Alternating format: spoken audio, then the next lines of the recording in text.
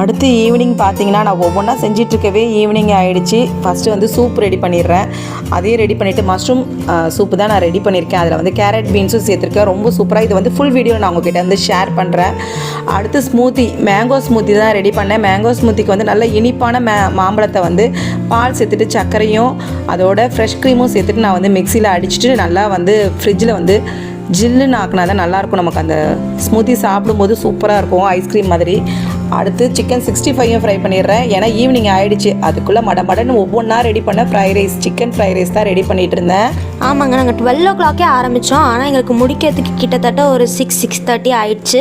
எல்லாமே நல்லா சுடவும் நம்ம பரிமாறணும். அதே நேரத்தில் இந்த ஃப்ரை பண்ணுறது அது எல்லாத்தையுமே வந்து லேட்டாக பண்ணால் தான் நமக்கு சூடாகவும் இருக்கும். ஸோ அதுக்கேற்ற மாதிரி பிளான் பண்ணிவிட்டு நாங்கள் எல்லாமே செய்ய ஆரம்பிச்சிட்டோம். ஃபைனலாக பார்த்திங்கன்னா டெக்கரேஷனும் பண்ணிட்டோம். ரொம்ப சிம்பிளாக நீட்டாக பார்க்க ப்ளசண்ட்டான ஒரு டெக்கரேஷன் பண்ணியிருந்தோம் நாங்கள்.